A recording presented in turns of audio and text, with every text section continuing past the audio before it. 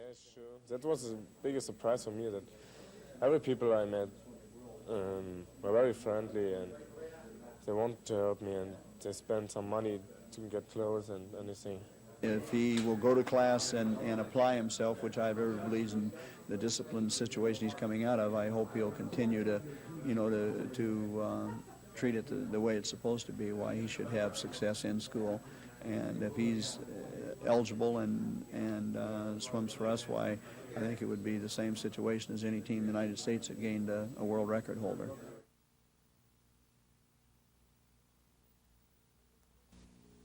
Have scored. Richwood spinning move. Oh, what a shot! Lee Hunt to LSU a point as Ole Miss continues to struggle at the foul line. There's a horn. Eric Blair the other way. Left hand protected. Eric Blair gets the back for Ole Miss. They've got 4-on-1. Richwood stuck the other end. LSU runs out. Can't get a shot away before the horn sounds. And Ole Miss has pulled the upset. First time Lee Hunt has beaten LSU as the Rebels record their first SEC win in 6 outings.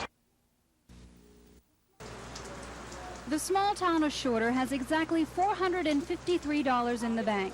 It hardly seems to be in a position to turn down a check for more than $12,000 from the Macon County Racing Commission.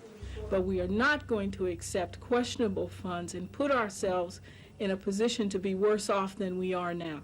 At least we know that $453 is ours. Shorter isn't supposed to get any track money until the state legislation that set up the track is amended to include Shorter. The Racing Commissioner Cliff Johnson went to the bank this week and borrowed money to give Shorter.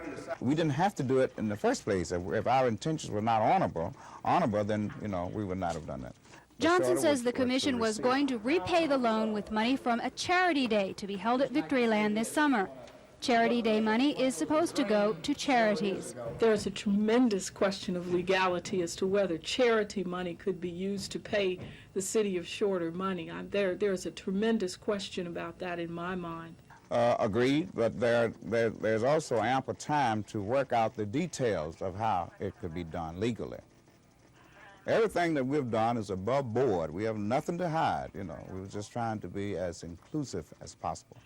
The Racing Commissioner admits he was trying to avoid bringing the dog track bill back to the state legislature, whereas he says anything can happen.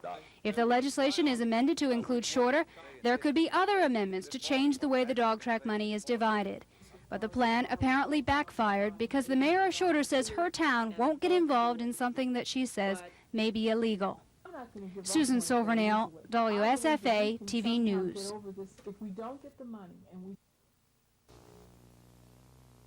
Thanks to all of you who have worked so very hard, as General Whitson said, to make our branch implementation plan and our branch a happening and a reality within the last year and a half. Major General Maddox says farewell to his military colleagues and friends in the Wiregrass as he prepares to move on to a Pentagon assignment. General Maddox has served as commander of the Army Aviation Center for the past 18 months, but now that command will be headed by Major General Ellis Parker. I thank you very much for this opportunity that has been handed me. I'm humbled by it, but I tell you, you've made the right choice. For General Maddox, a change of command ceremony included a 13-gun salute and the awarding of a Distinguished Service Medal from 4-star General William Richardson, commander of Fort Monroe in Virginia. Christy Steves, WSFA TV News, Fort Rucker.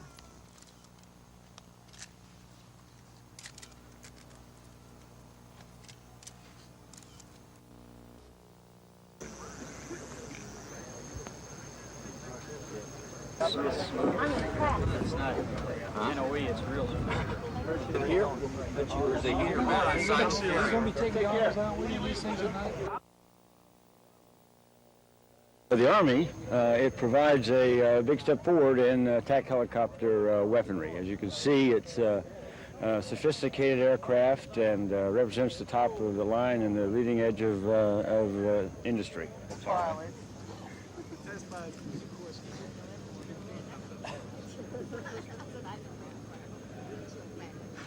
That you approve of the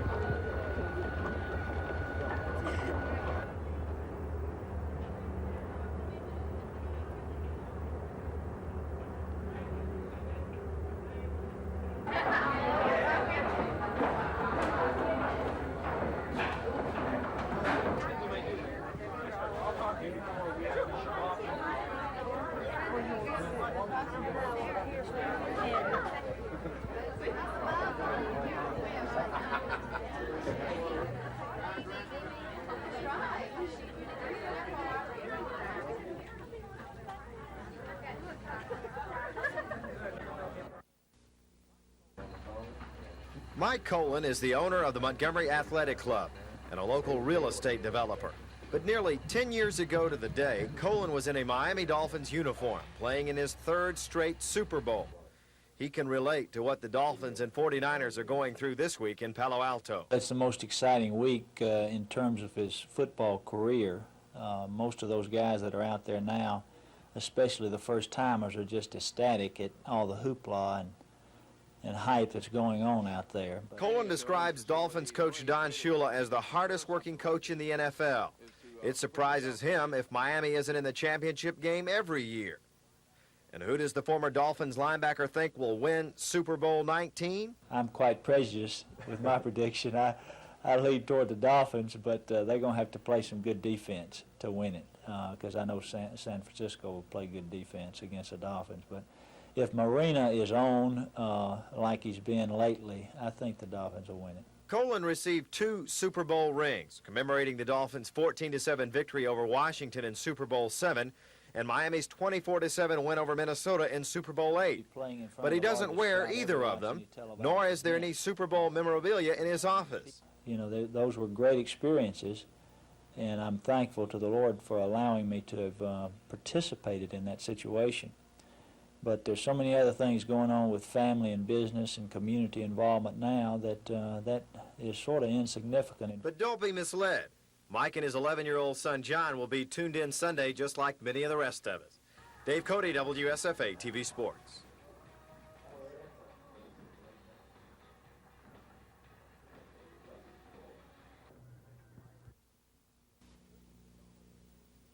Millions of dollars are spent each year on what might be called reactionary medicine, treating an illness once it reaches the critical stage.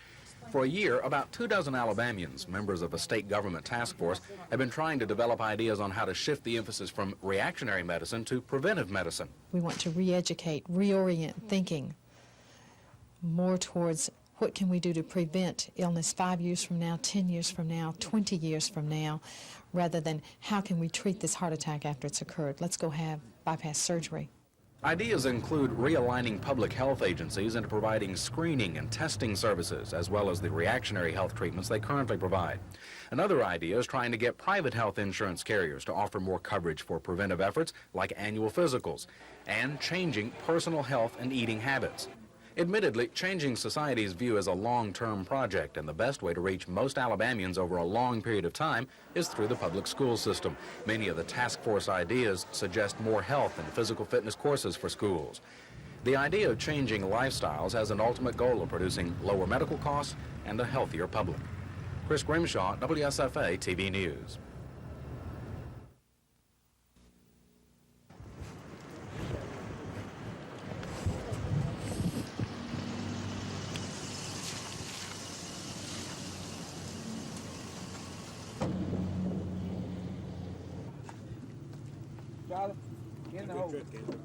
This is a problem that is probably the greatest internal problem we have in this nation today, the debauchery of American youth, which I believe is helped by Cuba, the surrogate of Russia, and their one purpose is to debauch the youth of this country, and they do making a pretty good job of it. Poor shooting and inexperience put Auburn in an early hole. They trailed by 7 at the half. Both teams shot poorly. But Alabama, with Buck Johnson and Bobby Lee Hurt, their big men working well inside, built the Alabama lead to 9 with 10 minutes left in the game. It was then that Auburn made its run. Freshman pivot Jeff Moore hit 3 straight. Reserve center Kerry Holland came on, added 3 more. When Holland followed this Gerald White miss with a bucket, Auburn had outscored Alabama 15-4, and the Tigers owned a 53-50 lead. After we got down at the leading 32 minutes, that we had enough composure and enough self-pride to come back and win the game. When it looked like, from a mental standpoint, you're saying to yourself, and maybe some people are saying to themselves, well, you know, Alabama did a good job for 32 minutes, but Auburn just overtook them on their home floor. After we had struggled back and taken a lead, then we needed to settle down. We needed to settle down and be more patient, but it just the same thing happened again. We ended up getting a wide open shot, and it didn't drop for us. It was then that Mobile's Mike Gottfried went to work. The Oral Roberts transfer hit 2 crucial buckets, long shots, to pull the Tide back into the lead, which they never lost.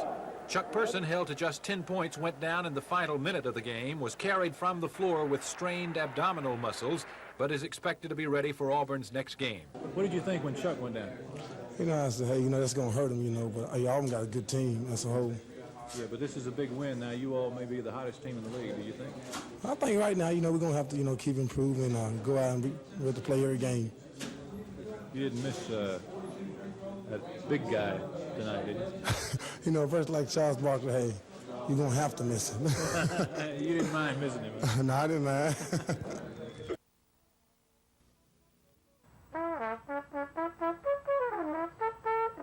He's been described as a foe without hate, a friend without treachery, a soldier without cruelty. Today, members of the Sophie Bibb chapter of the United Daughters of the Confederacy, the White House Association, and latter-day 15th Alabama Infantrymen gathered to pay tribute to General Robert E. Lee. Shoulder. Shoulder. Hard. Ready. 45 degrees. Hey! Fire! Whoa!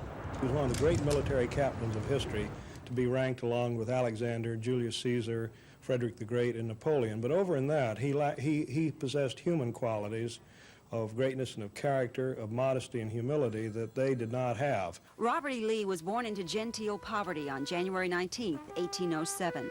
By the time of his death in 1870, he had proven to the world that you can fight, eventually lose, and still be a winner.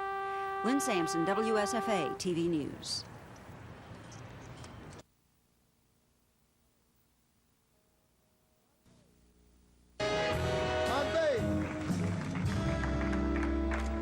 A lonely road and wondered if he could get to Nashville through Alabama.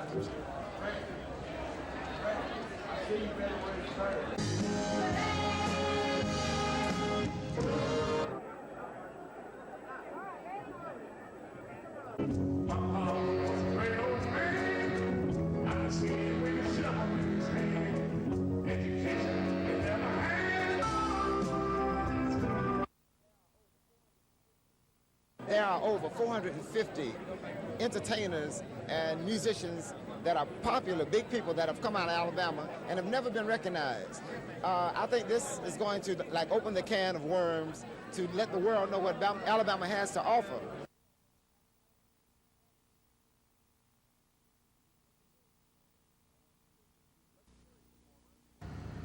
Legendary performers from all fields of music were at Boutwell Auditorium for the inaugural ceremony.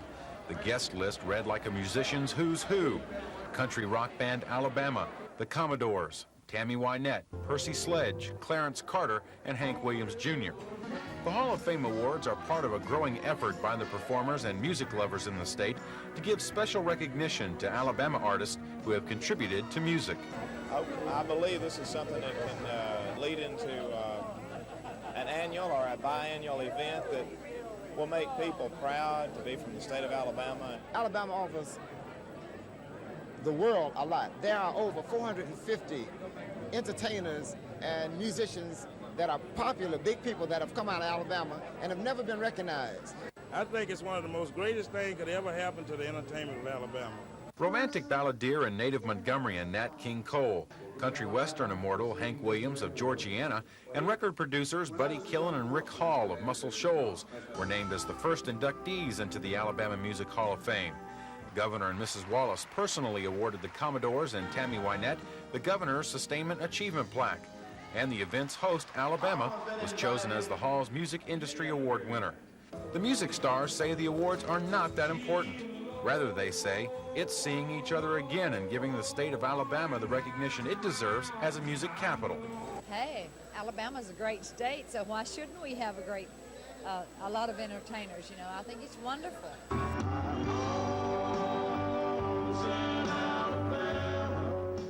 Dean Argo, WSFA TV News, Birmingham.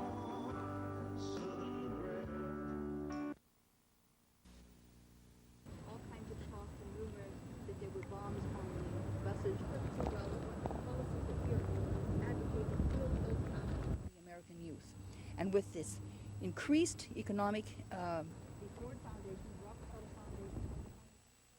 He is the first and at the present time the only governor who has signed such a resolution, which means he's the only governor so far that remembers the Declaration of Independence and the inalienable rights of man, which is very prominent in that document.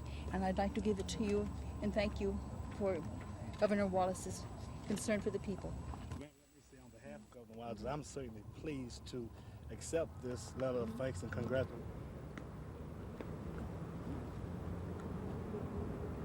Vis-a-vis foreign policy on the International Monetary Fund, he will, at the federal level, I certainly would want to.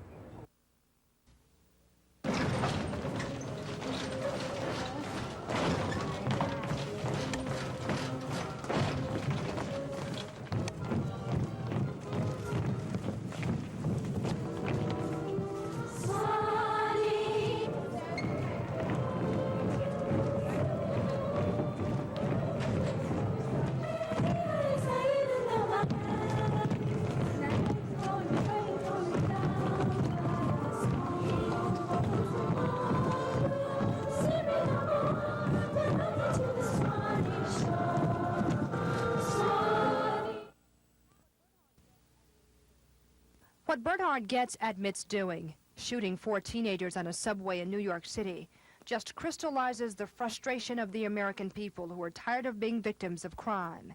That's what Dee Fine, an advocate for anti-drunk driving and victims' rights, says. As she gave examples of victims who suffer physical, financial, and emotional injuries, Lions Club members, often rowdy at times during a presentation, settled down and listened. We should confront the pain of Lois James, who was the victim of a purse snatcher when she was 83 years of age. She suffered only minor bruises and abrasions, but after a year and a half in and out of bed, she died, never able to recover from the physical shock of her attack.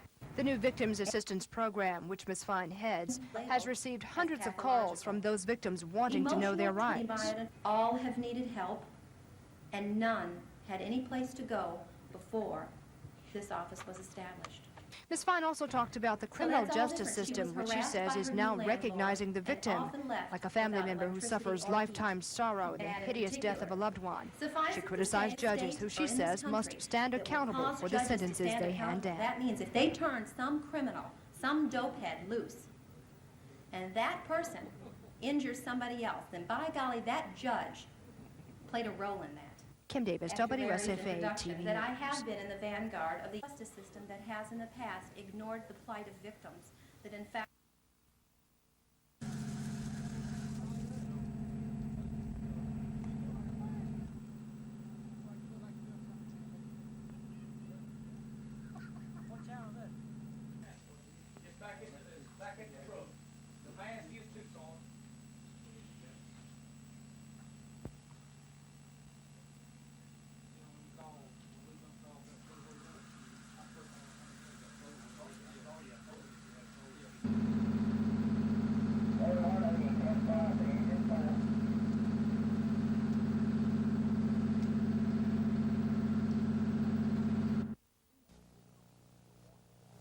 These people come from different walks of life: law enforcement, education, and public health, among others.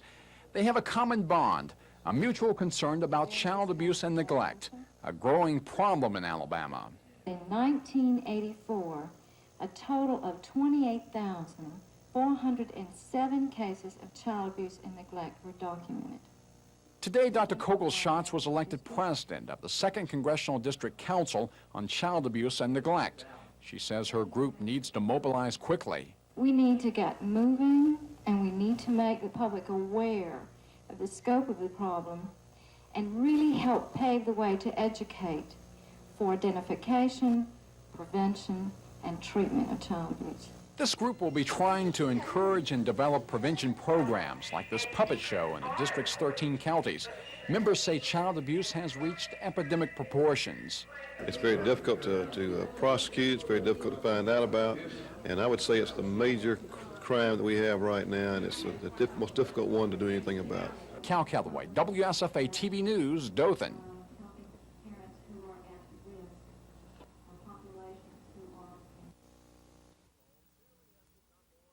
The Super Bowl clearly has become more than just another football game. It's a national happening. Montgomery, Alabama is roughly 2,250 miles from Palo Alto, California, site of Super Bowl 19. But what's 2,250 miles when you're talking about the largest television viewing audience to ever witness a major sporting event? 99 FM looking for your prediction in the Super Bowl. Call us at 281-9901. Tell us who's going to win. If you're correct, you win dinner for two from Daryl's and a trophy from 99 FM. Call us The at hype hasn't been restricted to San Francisco. Everybody's talking about the Super Bowl right now, and everybody likes to think that they're pretty good at picking the odds, and everybody's a so-called expert, and so we like to give everybody the opportunity to prove it. Another Montgomery radio station has been offering prizes to Super Bowl trivia winners. You know the answer? Acres and acres of new trucks. Franco Harris is right. How's the response been to the promotion? Unbelievable. And I'm amazed at the knowledge of people about professional football, about knowing about the Super Bowl. It seems that everybody watches that thing. At least one Montgomery restaurant is offering a Super Bowl special on fried chicken, everybody's tailgate favorite. We knew people were going to be together for Super Bowl parties and whatnot. We wanted to put something together where the women in the house wouldn't have to cook and all that for the ball game. If you're a Miami Dolphin fan, it looks like Olympia Sporting Goods is the place to be. What about the 49er fans? Don't really have as much demand for them. We got so many Alabama players on the Miami team, I think has something to do with it. Frisco fans may be hatless in Montgomery, but loyalty isn't a problem. I'm originally from California, San Francisco Bay Area. So who's going to win the Super Bowl? The 49ers. Why do you think the 49ers are going to win, Fred? I think they got just the best team. Joe, who's going to win the Super Bowl? Nobody but Miami.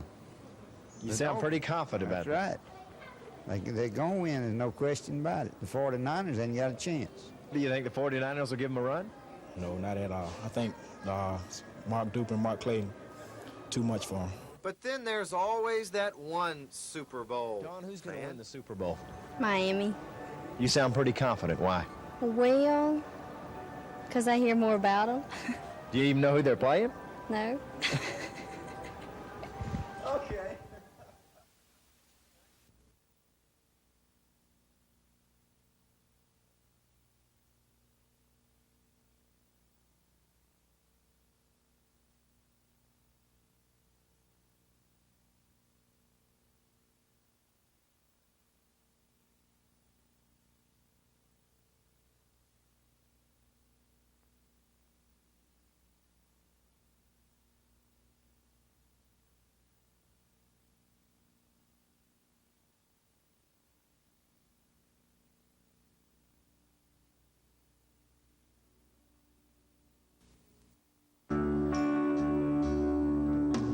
What keeps me going? I don't really know.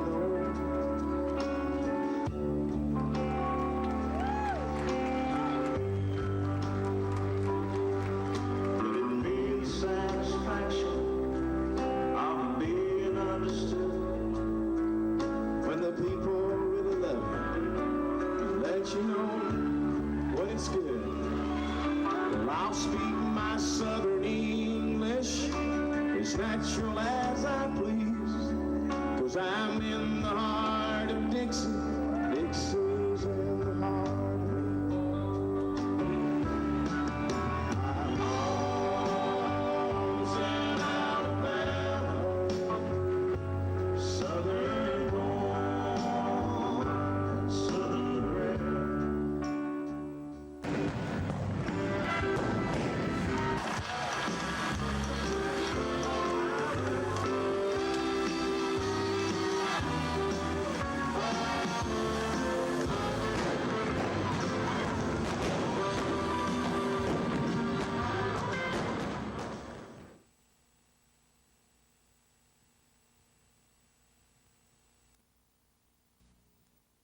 Offenders whose counties held in secure detention for children who have been picked up for what division is being available. So we are very much concerned that some of the reform that comes out of the legislature this year deal with actual issues that address the children and not just the education structure. In every county of the state, responsible for the education. Therefore, in youth services, we put a line. Most folks have said when they got up, I feel like I'm a paid professional, is for older boys.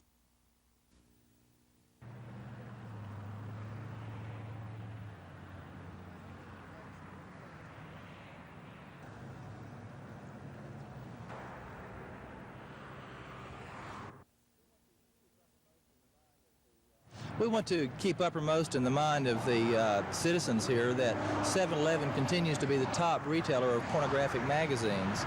7-Eleven continues to claim to be a family store, yet they sell pornography, which in the end result affects women and children.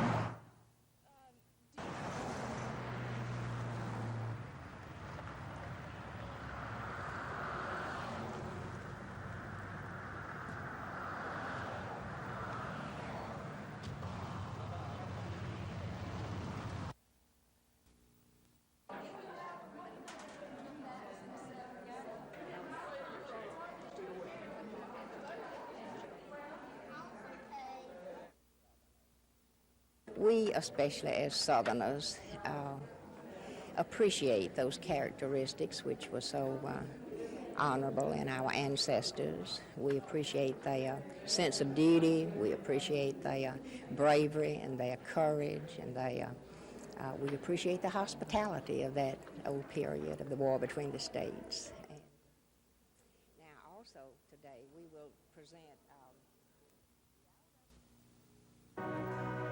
The Alabama Junior Miss program is much more than a beauty pageant. In fact, only 15% of the competition is based upon poise and appearance.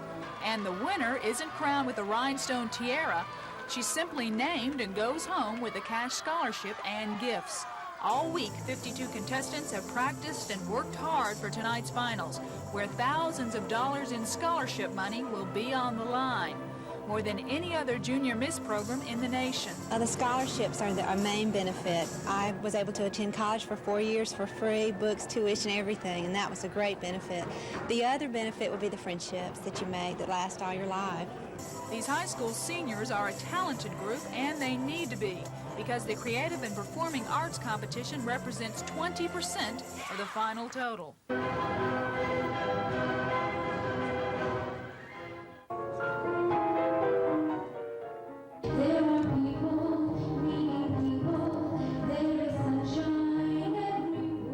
The finals begin tonight at 8. The winner will receive a $10,000 cash scholarship. Tickets are $10 and available at the Civic Center box office. Lisa Walsh, WSFA TV News.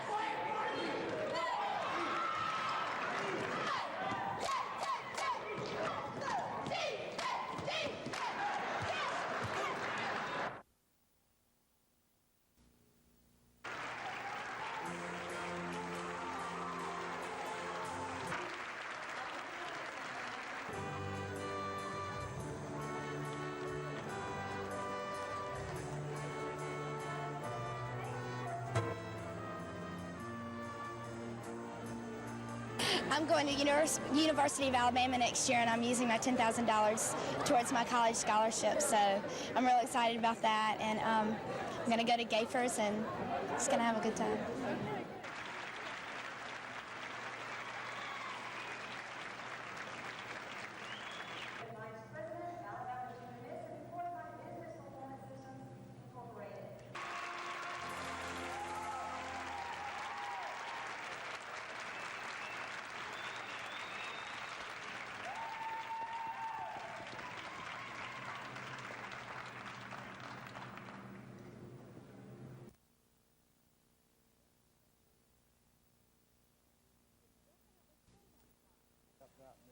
It's definitely cold outside, and the National Weather Service says it's going to stay that way for a while.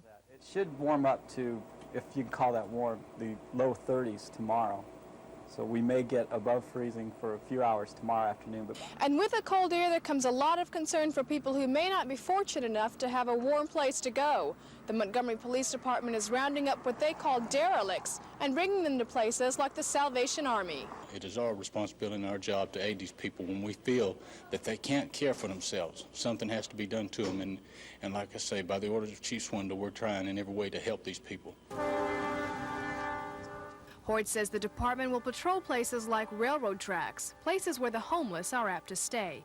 He says while most are eager for a warm bed, there are some who don't want to go to the Salvation Army, and he gives them a choice. Or either charging them with a loitering charge or a public intoxication charge, placing them in the city jail, giving them a warm place to stay for the evening and something to eat. The Weather Service is predicting a low tonight around 8 degrees. Terry Stanton, WSFA TV News.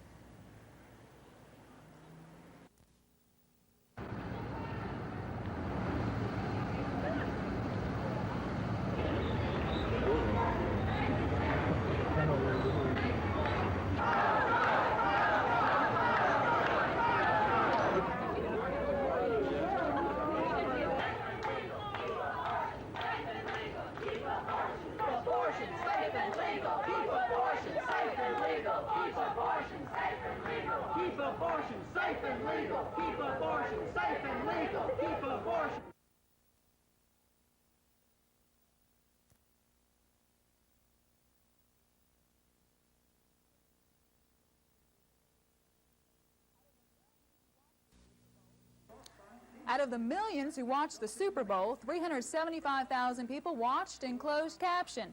35,000 people in Alabama, including the students here at the Alabama School for the Deaf in Talladega. And we'll be returning to Stanford Stadium in Stanford.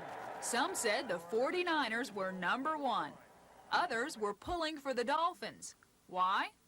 Because Miami has good receivers, and Dan Marino is a good passer. But when all was thrown in one, San Francisco had stuck it to them, and Kenny Benson said he knew it all along. Why? Because the 49ers had won the Super Bowl once before with Joe Montana as the quarterback. Kenny knows of what he speaks. He's a defensive end for the Silent Warriors, the high school football team of the Alabama School for the Deaf. The Warriors were 7-2 last season. They finished in the top 10 in the state's 1A division. They compete against players who can hear. But the Silent Warriors' deafness hasn't proved to be a handicap. It wasn't a handicap for Super Bowl 19 either. For the first time in Super Bowl history, the game was closed captioned. They're deploying. Dropping deep, number 32 is Carl Monroe. He's a small one, 5'8", 160. Oh, I think it's wonderful. It's the best thing that's happened for the deaf to be able to watch TV and be able to understand what's happening on the TV while they watch it. Of course, not everyone here came to watch TV.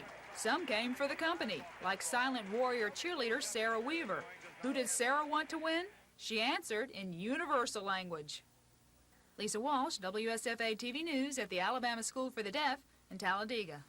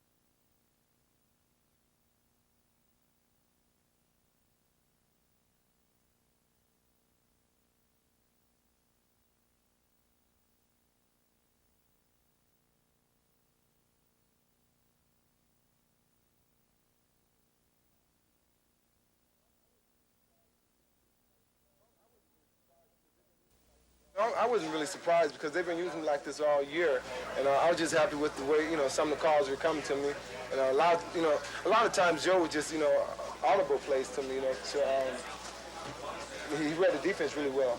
Oh, the game plan was excellent. The approach that we had with running the ball, mixing the play-action passes, their backers, we had noticed in some of the films, had been biting on the play-action just enough to get something over their head, and that's what we did. We didn't win, so it was a game that I did not play as well as I could have.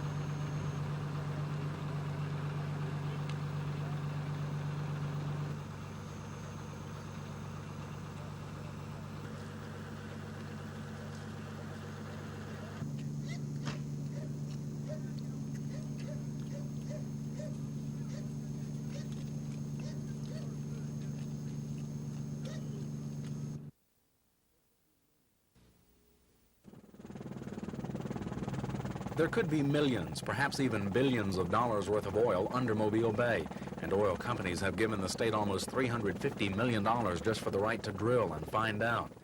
That bonus money was collected last August, and since then the money has been set aside until a decision could be made what to do with it. On several occasions, Governor Wallace has said he wants to see it invested in a trust fund to generate nearly $35 million a year in interest income.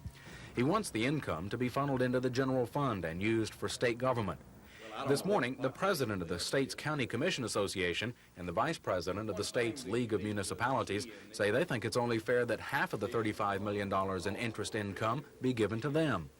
It is our position that municipalities and counties, the levels of government that are most responsible for the day-to-day services to the citizens of Alabama, should benefit from this rich bounty that lies in Alabama's coastal waters.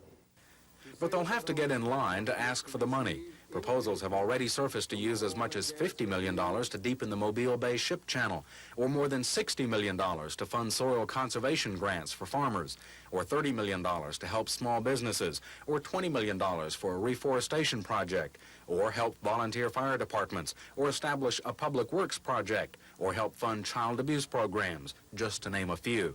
And for any of these proposals to fly, they'll have to overpower the influence of Governor Wallace. While he's open-minded, at this point, every indicator we see says the governor tends to stick by his guns. Chris Grimshaw, WSFA TV News. That's right.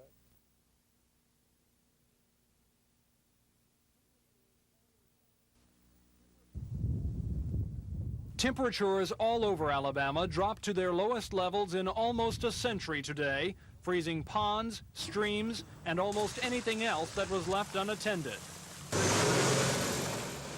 Motorists everywhere found themselves needing help just to get their cars started this morning.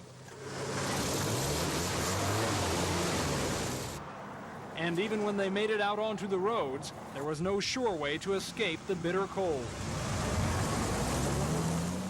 I have an 8200 BTU model for $59.99, right?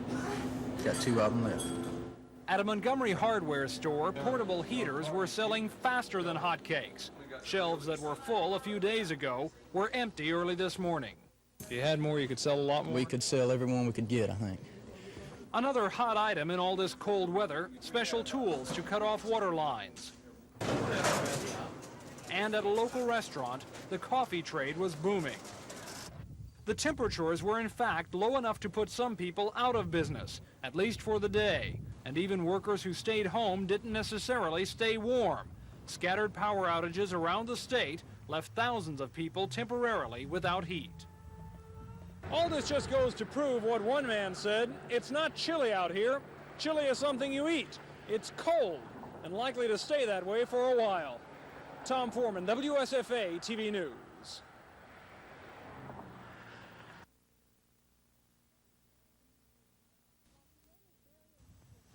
While today is very unusual for most of us, with the below freezing temperatures, no electricity, and no school, for the Salvation Army, it's just another work day. Captain George Price says about 29 men, women, and children stayed with them last night, and even more visited their soup kitchen. I was just passing through. Many are like this man, just passing through town, but Captain Price says they do get a few locals. By and large, they're transients, but many times we have people who just don't have any place else to go that are local, been evicted or have temporary circumstances that have gripped them, that have made it impossible for them to have anywhere else to stay. Captain Price and his staff are preparing for another cold night and says even if they have a full house, no one will be turned away. By and large, people know to come in, and if we run out of space, as far as our lodge facilities is concerned, we're going to break out cots and mattresses and whatever we have to, and we'll use the hallways here in the office, we'll use the church over on Eugene Street. We can get it warm and comfortable, and there's no need for anybody to be in the cold. Terry Stanton, WSFA TV News.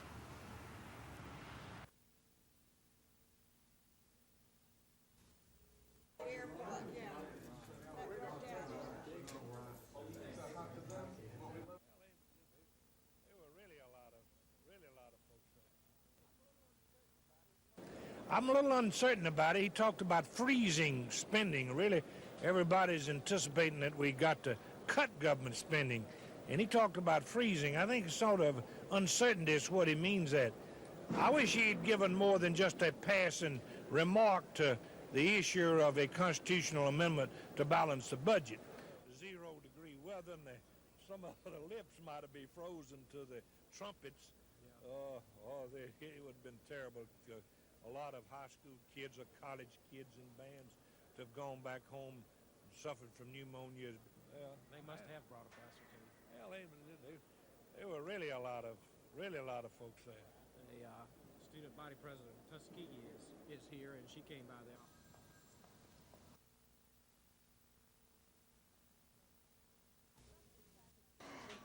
At Buster's package store in Prattville, owner Ronnie DeSalle hoped the flashing red light would attract interstate traffic.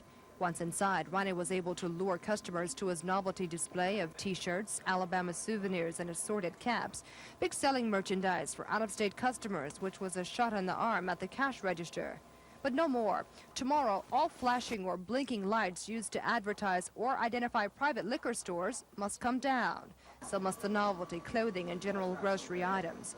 Joan Warford has already taken down her novelty merchandise. She doesn't have to worry about the sign outside.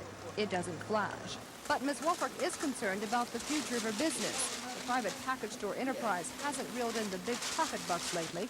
And now that the novelty items, which were sold to subsidize the income, are gone, future business under the ABC Board's new minimum regulations will suffer.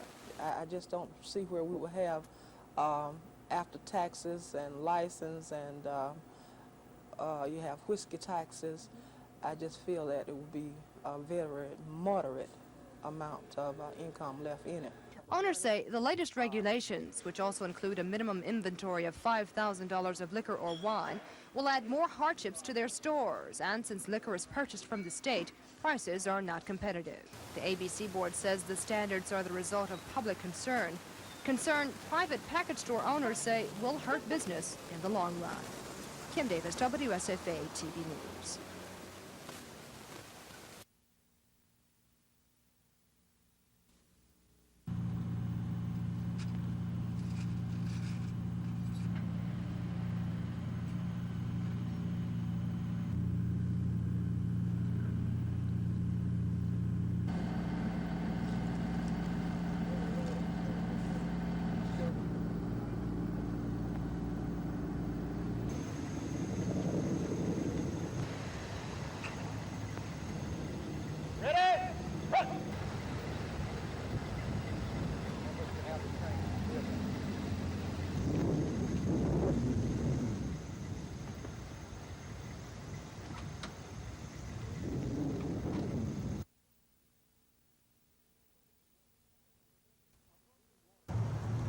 A frozen water tower was evidence of the bitter cold that swept over the state today, putting the chill on everything from ponds to automobiles.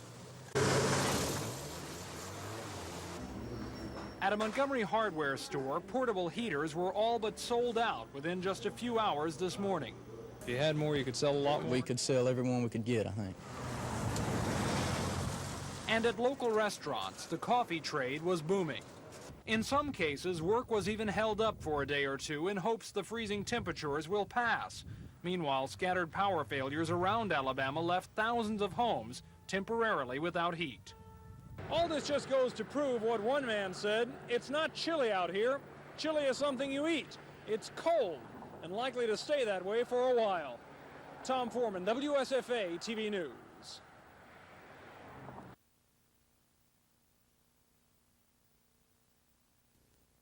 Salvation Army, they trust us and they believe in us.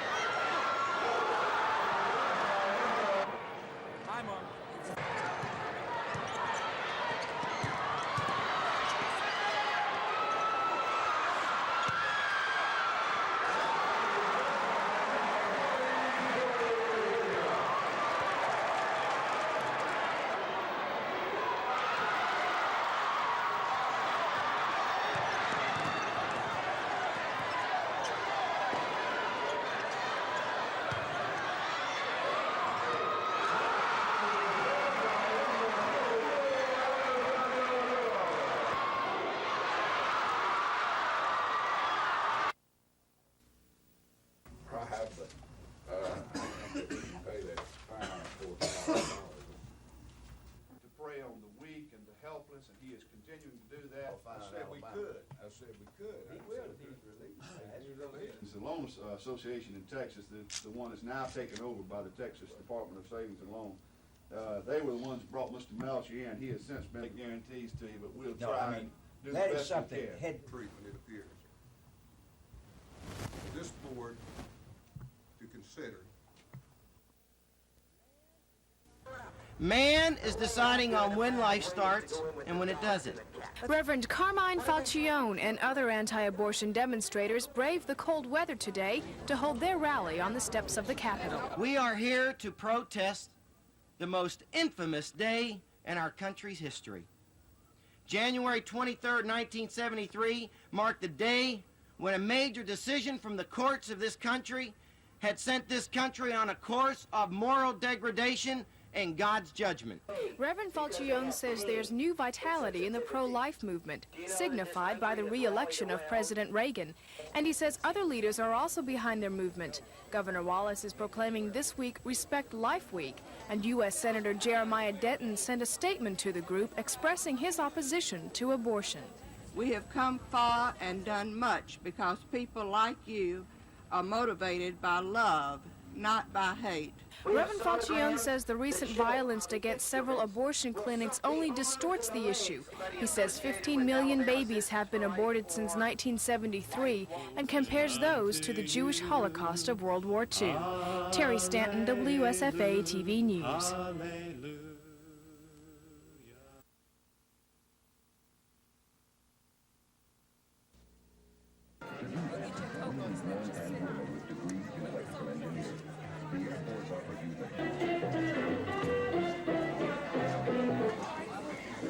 I go home every holidays. We came through the holidays in pretty good shape, and immediately after the holidays, our supplies became at critical levels. And we've worked real hard the last 2 weeks to build our inventories up, and with the weather problems that we've had throughout the state in the last 2 or 3 days, most of our blood drives have been canceled, and we're really depending on this blood drive here today to help bring our inventory levels back up to safe levels.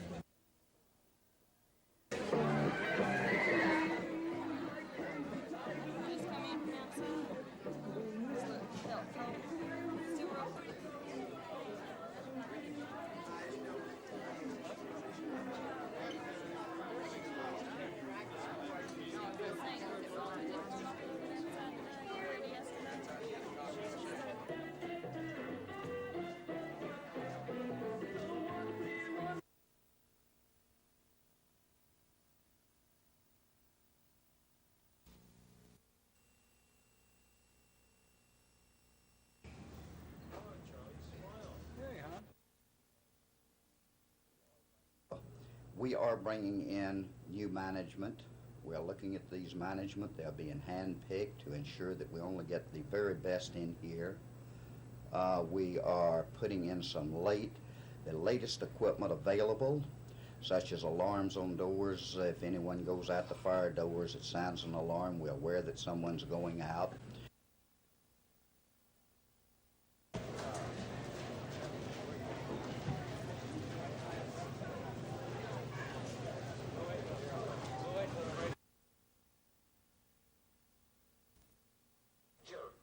On the front page of Parade. Do you want to know what this picture is? Burros and donkeys out of a can.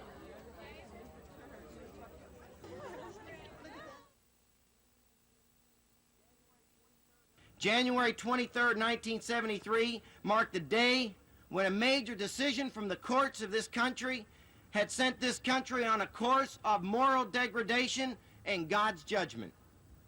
The day we started murdering our own.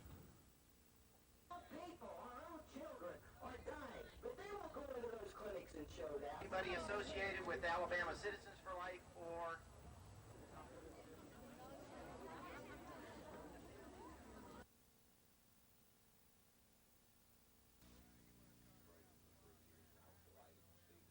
in 1 year, quite as hard in their high school